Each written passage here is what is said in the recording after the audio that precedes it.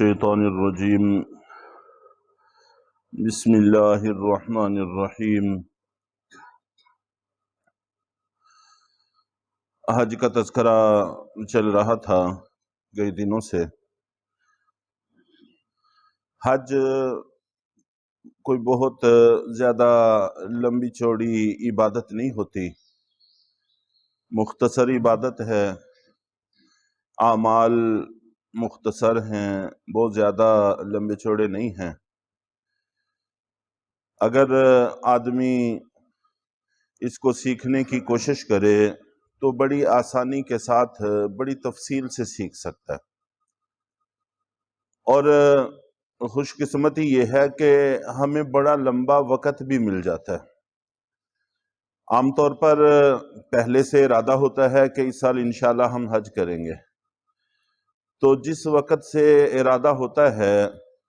اسی وقت سے اگر آدمی اس کو سیکھنے کی کوشش کرے اور جاننے والوں کو کچھ نہ کچھ وقت دینا شروع کر دے تو بڑے فوائد اور ثمرات حاصل ہو سکتے ہیں۔ چنانچہ نہ صرف یہ کہ بڑی آسانی کے ساتھ حج کے سارے اعمال سیکھے جا سکتے ہیں، بلکہ ان کو ادا کرنے کی اچھی تکنیک بھی حاصل کی جا سکتی ہے۔ اور لمبے چوڑے احکام نہیں ہیں، جیسا کہ میں نے عرض کیا، اس میں صرف 3 فرض ہیں۔ سب سے پہلا فرض احرام ہے، اور احرام کے حوالے سے بھی عام طور پر چونکہ ہم سیکھتے نہیں ہیں تو ہمارا ذہن یہ ہوتا ہے کہ یہ جو 2 چادریں ہم پہنتے ہیں یہ احرام ہے۔ یہ احرام نہیں ہوتا، بلکہ یہ تو احرام کی چادر ہوتی ہے، احرام کی چادریں ہوتی ہیں، احرام کا لباس ہوتا ہے، احرام کی علامت ہوتی ہیں۔ ایسے ہی ہے جیسے ایک انسان ہے، اس نے ٹوپی پہنی ہوئی ہے سر پہ، تو یہ اس آدمی کی ٹوپی تو ہے، وہ آدمی نہیں ہے، آدمی اور ہے، اس کے سر کی ٹوپی، اس کی اینک، اس کا لباس وہ اور ہے۔ اسی طرح احرام کی چادریں، یہ احرام کی چادریں ہیں، احرام نہیں ہیں۔ احرام تو ایک کیفیت کا نام ہے کہ جس وقت ہم حج کی نیت سے یا عمرے کی نیت سے 2 چادریں پہن کر نفل پڑھ کے نیت کر لیتے ہیں حج کی، تو وہ کیفیت ہم پر طاری ہوتی ہے۔ اب اتنی سی بات اگر ہمارے ذہن میں بیٹھ جائے، ہمیں پتہ ہو کہ احرام یہ 2 چادریں نہیں ہیں بلکہ ایک کیفیت کا نام ہے، تو پھر کئی سارے سوالات ہمارے ذہنوں میں پیدا نہیں ہوتے۔ مثال کے طور پر ہم یہ چادریں بدل سکتے ہیں یا نہیں بدل سکتے؟ بدل سکتے ہیں۔ جیسے عام لباس بدل سکتے ہیں، اسی طرح یہ چادریں بھی بدل سکتے ہیں۔ چادروں کے بدلنے سے احرام پر کوئی اثر نہیں پڑتا۔ احرام تو ایک کیفیت کا نام ہے کہ پہلے بہت ساری چیزیں ہمارے لیے حلال تھیں، اب جب ہم نے حج کی نیت سے یا عمرے کی نیت سے ارادہ کر لیا ہے، چادریں پہن لی ہیں، اب بہت ساری چیزیں ہم پر درست اور جائز نہیں رہیں گی، جیسا کہ تذکرہ پیچھے آیات میں آتا رہا۔ پہلے ہم شکار کر سکتے تھے، اب ہم شکار نہیں کر سکتے۔ پہلے ہم اپنے خوشبو لگا سکتے تھے، اب خوشبو نہیں لگا سکتے، اور اس طرح کی بہت ساری چیزیں پہلے کر سکتے تھے، اب نہیں کر سکتے۔ تو یہ کیفیت ہے جو ہم پر طاری ہوتی ہے۔ تو اس کے بعد جب ہم احرام باندھ چکے ہوتے ہیں تو احرام کی پابندیوں میں سے ایک یہ بھی ہے کہ سر نہیں ڈھانپ سکتے، سر کو ننگا رکھنا ہوتا ہے۔ اور جس وقت ہم نفل پڑھ رہے ہوتے ہیں، چادریں تو اس وقت ہم نے پہنی ہوئی ہوتی ہیں، لیکن ابھی باقاعدہ ہم نے حج کی یا عمرے کی نیت نہیں کی ہوتی، ابھی صرف تیاری ہے۔ ہم پہلے غسل کرتے ہیں یا وضو کرتے ہیں، پھر چادریں پہنتے ہیں، اس کے بعد پھر 2 نوافل ادا کرتے ہیں،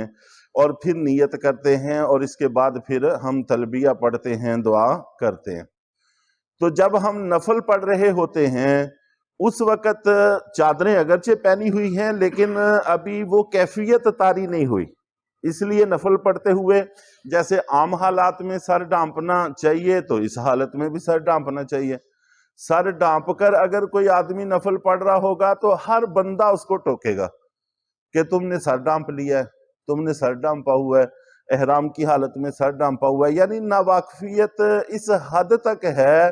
کہ تقریباً سارے کے سارے لوگ اس سے ناواقف ہیں کہ صرف چادریں پہن لینے سے آدمی محرم نہیں ہوتا، احرام کی حالت طاری نہیں ہوتی، تو اس وقت سر ڈھانپ کے نفل پڑھنے چاہیے۔ نفل پڑھنے کے بعد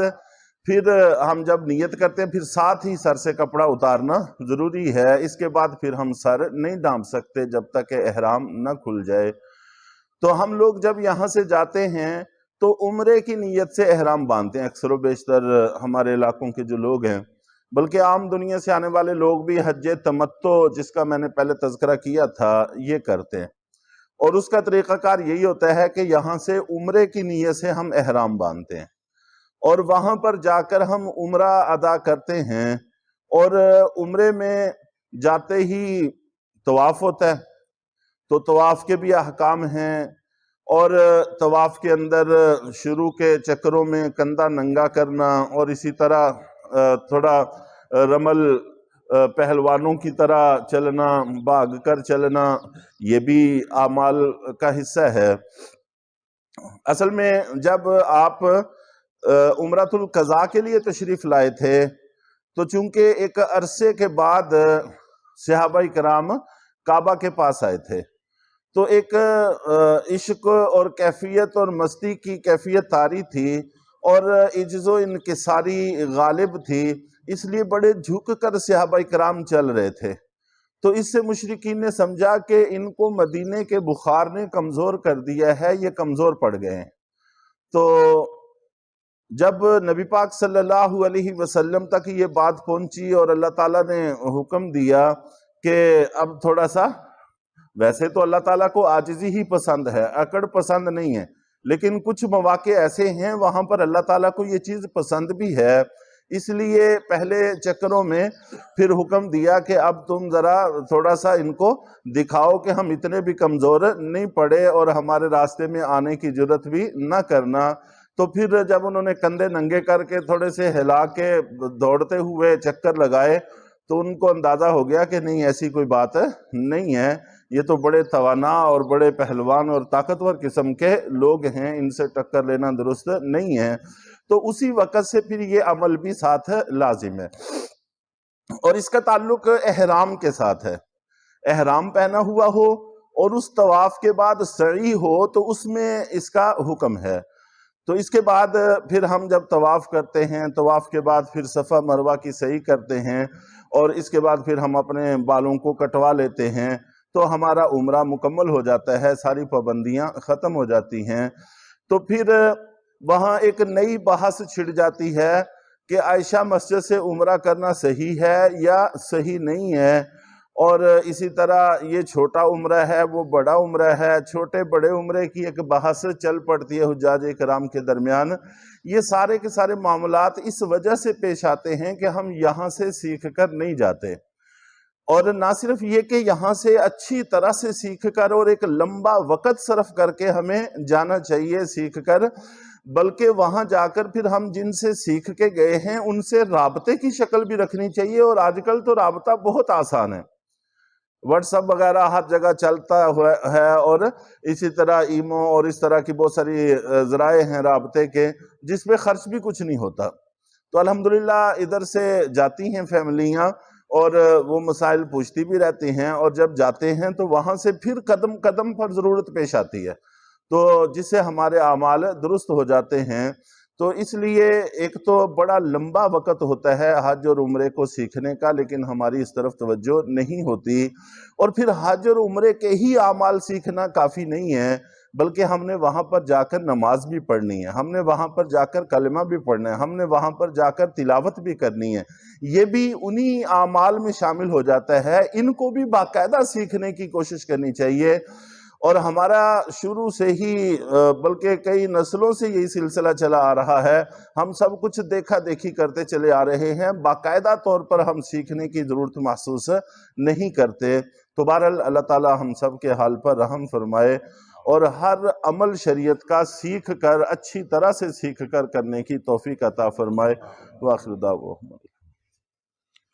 الحمدللہ رب العالمین۔